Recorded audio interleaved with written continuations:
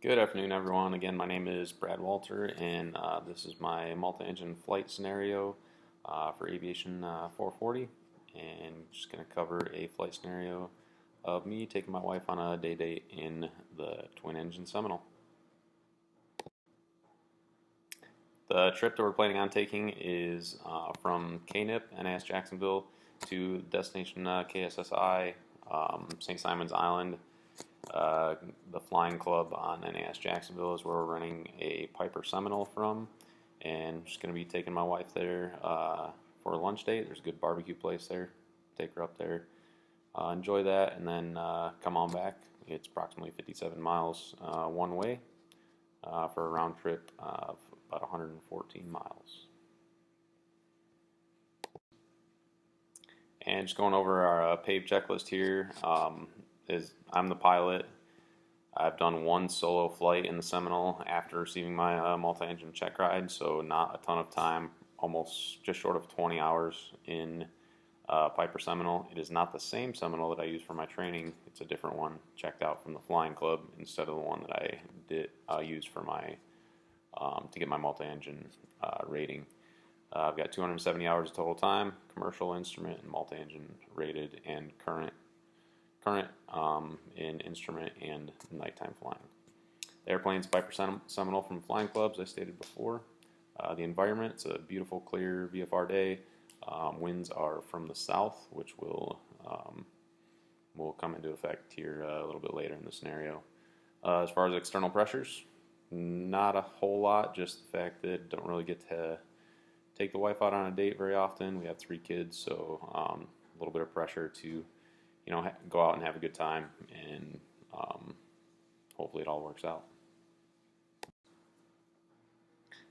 So it was a weekend day that we decided to go out, taking off from NAS Jacksonville on the weekend, depending on what operations are happening. It could be a closed tower ops, which for this day it was. So we had a great trip, took off out of there, just making calls on the CTAF frequency. Headed up to St. Simon's Island, went and got some good barbecue for lunch, and then after we hopped in the plane and started heading back out, that's when some interesting things started happening.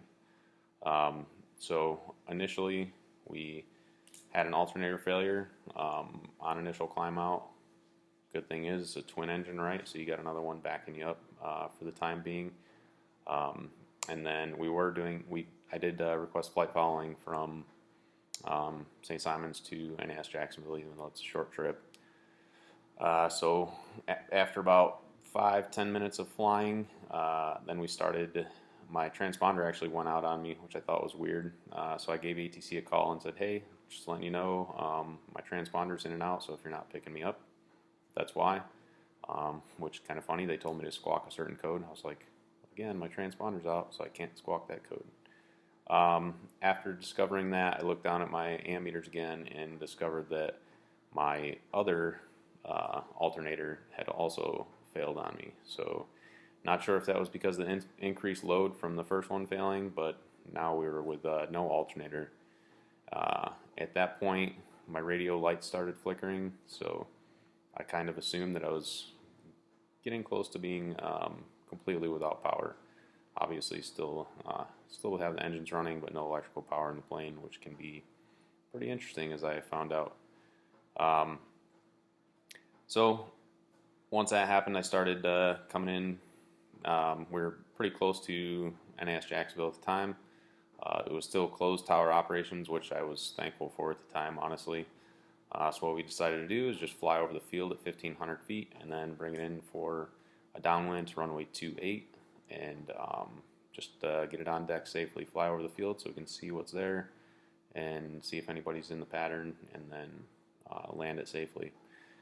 So that's what we started to do, and just that added stress, I think, of all the malfunctions going on, not being able to talk to ATC, not being able to talk to anyone, just being silent with some engines running, I think added a little bit of stress to me, and my airwork was kind of poor, and I got into that scenario of overshooting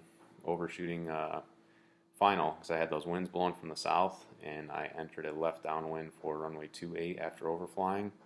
Found myself overshooting drastically, So attempted to correct back, attempted to correct back, and attempted to correct too much, lost too much airspeed, and hit that accelerated stall pretty close to the deck, so about 500 feet off the deck.